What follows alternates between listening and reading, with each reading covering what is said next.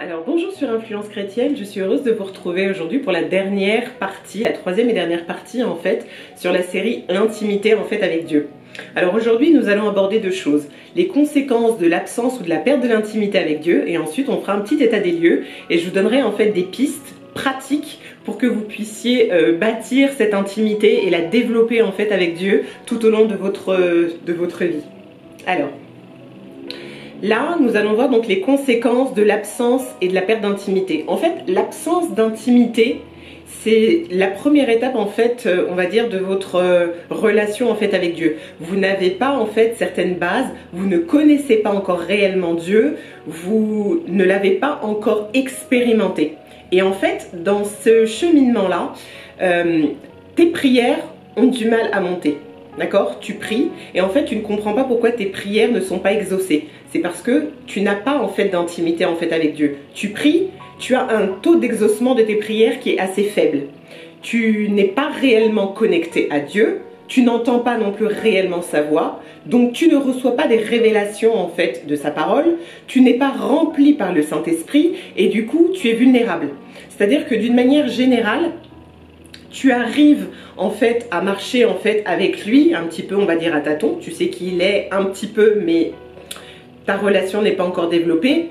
Et en fait, au niveau du péché et de la tentation, tu es très vulnérable parce que comme tu n'es pas rempli du Saint-Esprit et que tu ne reçois pas en fait du Saint-Esprit tout ce dont tu as besoin pour être fortifié, et bah du coup, tu es beaucoup plus exposé. Pour la perte d'intimité en fait avec Dieu, même si les deux sont un petit peu liés parce que la connexion n'est pas totalement établie, quand tu as une perte d'intimité avec Dieu, c'est que déjà tu avais une relation avec lui, mais ou tu as rétrogradé, ou bien peut-être le péché t'a un petit peu éloigné de lui. En tout cas, tu es déconnecté avec lui, donc ça veut dire que tout ce que tu dois recevoir sur ta vie, tout ce que tu dois recevoir au niveau de la parole de Dieu, tout ce que tu dois recevoir comme vérité spirituelle, comme principe spirituel, tu n'arrives pas à les recevoir. Pourquoi? Parce qu'en fait, tu n'es plus couvert par le manteau spirituel que le Saint-Esprit en fait te donne dans cette intimité. Et ce manteau spirituel, tu en as besoin en fait à toutes les étapes de ta marche avec Dieu. Et si tu n'as pas ce manteau spirituel, que tu n'es pas couvert, tu es forcément exposé. Tu es plus exposé au péché, à la tentation, et tu peux plus facilement t'égarer parce qu'en fait tu ne connais plus Dieu comme ta boussole ou ton GPS. Comment Dieu fonctionne?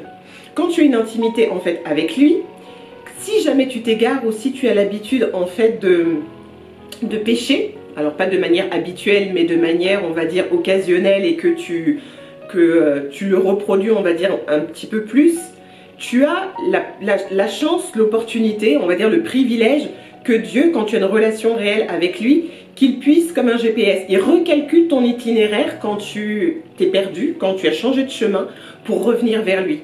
Sauf que quand tu n'es pas connecté en fait à Dieu, il ne peut pas en fait te réorienter vers la bonne direction. Et c'est ce que tu perds en fait quand tu n'es plus en fait connecté à Dieu. C'est un peu comme une mort spirituelle. Et peut-être que ça va te paraître excessif, mais en fait, pour te donner en fait un exemple, c'est comme une plante que tu sors de terre ou de son vase et que tu laisses comme ça en fait à l'air libre. Qu'est-ce qui se passe? Elle dépérit, elle n'a plus son environnement, elle n'a plus tous les nutriments dont elle a besoin, elle n'a plus besoin d'eau. Et qu'est-ce qui se passe? C'est qu'elle dépérit. Et quand elle dépérit, c'est ça la mort. Et c'est ça dont je parle en fait quand je parle de la mort spirituelle. Donc en fait, tu as tout intérêt, toi, dans ta relation avec Dieu, à vraiment cultiver cette intimité pour pouvoir avoir tous les bienfaits dont j'avais parlé déjà dans la vidéo précédente. Je vais quand même, je vais pas te le faire, je vais pas te redonner en fait tous les avantages, mais je vais quand même t'en redonner quelques-uns. Comme je l'ai expliqué tout à l'heure, quand tu es dans l'intimité avec Dieu, tu es revêtu d'un manteau spirituel. Tu es rempli du Saint-Esprit. Et parce que tu es rempli du Saint-Esprit et que tu marches avec le Saint-Esprit te permet d'opérer à une autre dimension spirituelle. D'accord? Ça veut dire que là, tu es revêtu vraiment, tu arrives à être revêtu de puissance. Ça, ce sont des choses que tu ne peux pas avoir accès si tu n'as pas d'intimité avec Dieu. C'est clair. Ensuite, il y a les révélations. Tu lis la parole de Dieu, tu lis un verset, tu lis un passage et tu ne le comprends pas. Quand tu as une intimité avec Dieu, il y a des choses que tu fais. Tu pries en fait avant de faire ta méditation biblique ou avant ta lecture biblique. Et quand tu es vraiment connecté à Dieu, le Saint-Esprit te donne des rémas de sa parole. chose que tu ne peux pas avoir accès si tu n'es pas connecté à Dieu. En fait, la connexion, c'est ça, c'est un fil, c'est un peu comme un fil spirituel entre lui et toi. Tout passe par ce canal. Si tu n'as pas ce canal, tu ne peux pas recevoir. Et pour recevoir ce fil, pour avoir ce fil et cette connexion, tu es obligé de passer du temps en sa présence, comme une relation normale. Je ne sais pas, avant de peut-être rencontrer ton mari ou quelqu'un qui va vraiment rentrer dans ta vie, tu ne vas pas le connaître, c'est vrai, mais en fait, pour que tu puisses développer une relation avec lui, il va falloir que tu passes du temps avec lui. Il va falloir que tu t'intéresses à ce à quoi il s'intéresse. Et il va falloir que toi aussi tu te livres. Avec Dieu, c'est exactement la même chose. Il faut que tu le connaisses. Et comment le connaître? Tu peux le connaître dans la prière, c'est vrai. Mais en fait, en première intention, tu dois lire sa parole. Parce que la parole de Dieu, c'est ce qu'il est. La parole de Dieu, c'est Jésus. Et en fait, pour pouvoir le recevoir dans ton cœur comme Seigneur et Sauveur, tu as besoin de savoir qui est Dieu, pleinement Dieu. Savoir qui est le Saint-Esprit, savoir qui est le Père, savoir qui est chaque personne que représente Dieu. Chacune des 3 personnes que représente Dieu. Et ça, tu peux le savoir au travers de sa parole. Voilà pourquoi, en fait, il est vraiment fondamental de lire la parole. Tu ne peux pas, en fait, expérimenter une connaissance de Dieu si tu ne lis pas sa parole. Parce que dans sa parole, c'est là où est consigné qui il est, ce qu'il a fait. Et ça te permettra en fait d'évoluer en fait dans ta relation avec lui. Alors, 6e et dernier point. Alors, comme je veux que tu puisses développer une intimité avec Dieu, on va aller vraiment, on va faire un petit état des lieux, d'accord? Pour aller plus loin. Je vais vous poser quelques questions pratiques pour vous aider à faire un bilan dans votre relation avec Dieu, à trouver en fait des pistes d'amélioration, des points sur lesquels vous devez travailler, des points sur lesquels vous devez aller en fait pour pouvoir améliorer votre relation avec lui.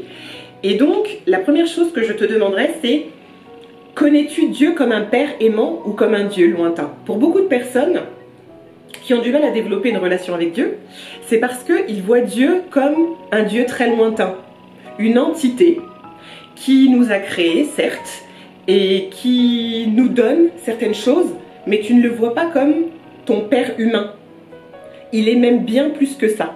Et donc, ce que je voudrais que tu fasses, c'est, si jamais tu vois Dieu comme un Dieu lointain, j'aimerais en fait que tu puisses te demander pourquoi et qu'est-ce qui fait que tu n'arrives pas en fait à avoir une certaine proximité avec lui. La deuxième chose, est-ce que tu as vraiment envie de balayer toutes les idées préconçues que tu pouvais avoir concernant Dieu pour le connaître en fait de manière plus intime? Donc, comme j'ai dit dans une des vidéos précédentes, il y a vraiment une part qui est intentionnelle. C'est un choix en fait que toi tu dois faire. On ne peut pas te l'imposer. Donc, il faut être sûr que toi, tu es en accord avec ça. Est-ce que toi, tu as véritablement envie de le découvrir? Troisième chose, si tu as du mal à établir en fait une relation avec Dieu, quels sont réellement tes points de blocage? Les points de blocage que tu rencontres au quotidien pour bâtir cette intimité avec lui. Alors, est-ce que c'est la lecture de la Bible? Est-ce que tu as du mal à lire la Bible? Est-ce que quand tu lis la Bible, tu as du mal à comprendre? Est-ce que c'est peut-être la prière? Est-ce que tu te dis que tu ne sais pas prier? Est-ce que quand tu pries, tu as l'impression de parler dans le vide? Est-ce que, je ne sais pas, c'est dans ton organisation de tous les jours, tu n'arrives pas à trouver du temps pour le consacrer à Dieu? Est-ce que, je ne sais pas, il y a certaines contraintes en fait de la Bible qui t'empêchent en fait de bâtir une intimité avec lui? Est-ce que c'est d'aller à l'église? Est-ce que c'est de servir?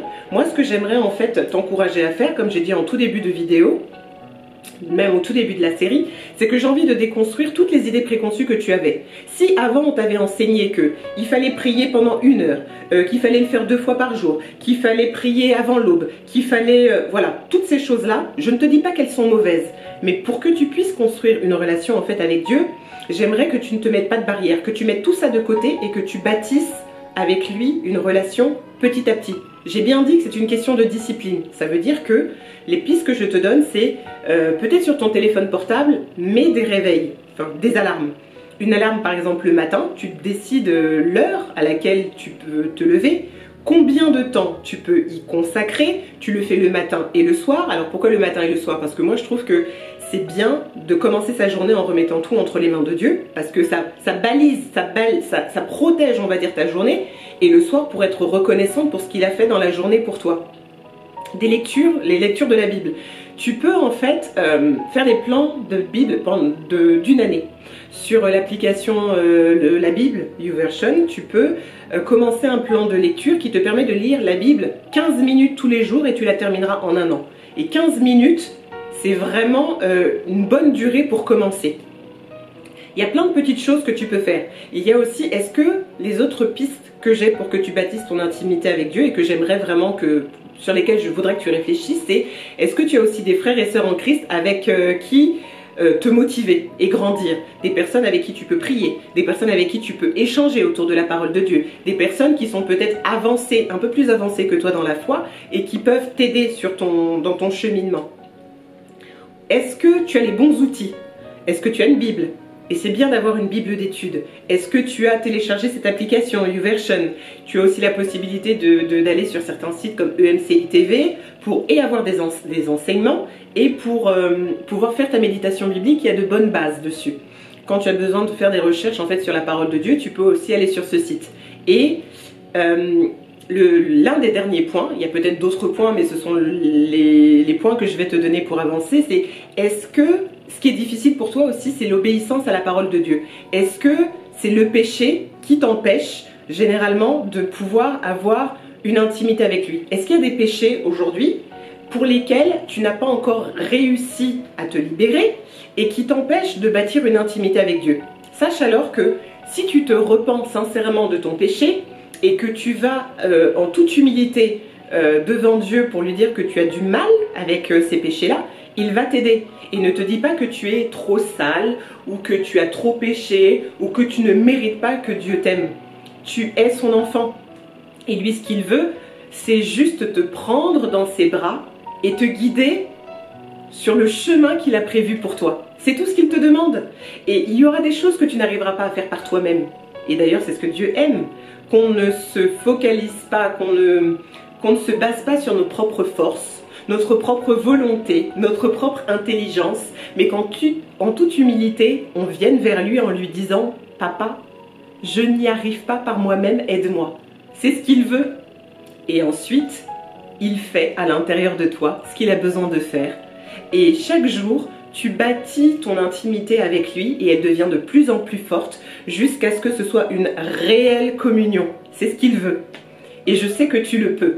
Donc reprends chacune des questions, fais un petit état des lieux, fais un petit bilan, tu prends un cahier, tu notes tout ce que tu fais aujourd'hui, tout ce que tu aimerais faire, parce que tout ce que tu vois qu'il faudrait faire pour bâtir une intimité avec lui, et au centre de ça, tu mets en fait quels sont tes points de blocage. Et à chaque point de blocage, tu essayes de trouver une solution parmi ce que j'ai pu te citer, ou peut-être autre chose, pour pouvoir aller de ta case A jusqu'à ta case B. Donc, de ta relation aujourd'hui à l'intimité réelle avec Dieu, de ta relation aujourd'hui à ta communion avec Dieu. Voilà. Donc, j'espère que cette série t'aura plu, qu'elle t'aura édifié, qu'au travers de tout ça, tu pourras bâtir vraiment une intimité avec Dieu, parce que je le répète, je ne le répéterai jamais assez, l'intimité avec Dieu est la base de tout. La base pour que tu puisses prier, la base pour que tu puisses méditer, la base pour que tu puisses changer de dimension spirituelle, parce qu'on n'est pas voué à rester au même niveau. On est tout au long de notre parcours, on est censé en fait croître. La croissance spirituelle est vraiment importante. Et il y a tellement de choses dont la Bible parle, des promesses que Dieu nous fait, que l'on ne peut accéder. D'accord? Cet héritage-là, on ne peut réellement le posséder que si on grandit spirituellement. Et pour grandir spirituellement, tu as besoin de cette relation avec Dieu. Ça veut dire que tant que tu ne bâtiras pas une intimité réelle avec Dieu, il y a des choses que tu ne pourras jamais voir se manifester dans ta vie. Que ce ne soit pas ton partage.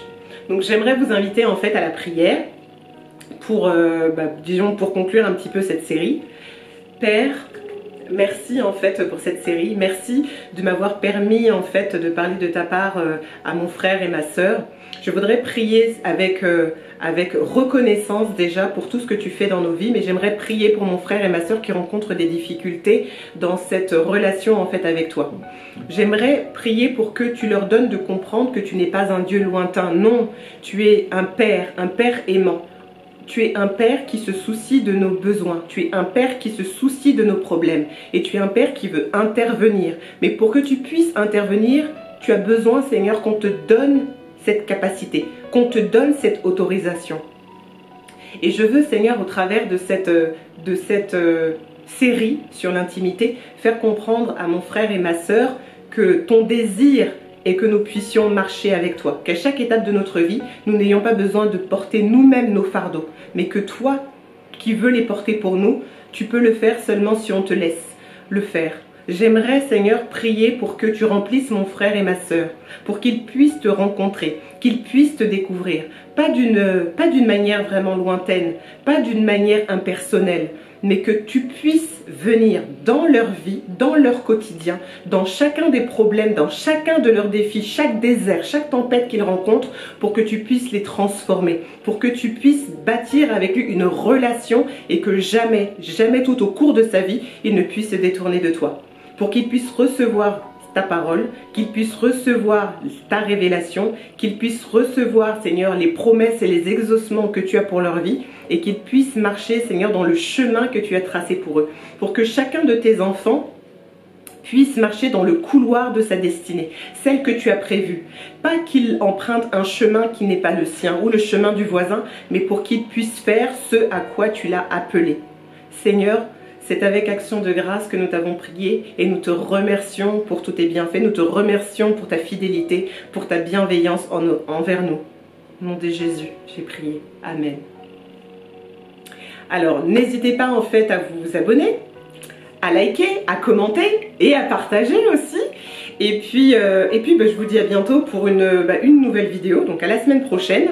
Et puis j'essaierai donc la semaine prochaine, j'espère, de faire un live. Si vous avez des questions en fait concernant le thème de l'intimité avec Dieu, que vous n'avez pas pu me mettre en commentaire ou pour lesquels vous voulez avoir une réponse en direct, alors n'hésitez pas. Allez vous abonner donc sur mon compte Instagram et en fait vous aurez les informations du prochain live qui sera donc sur l'intimité pour vous laisser la parole.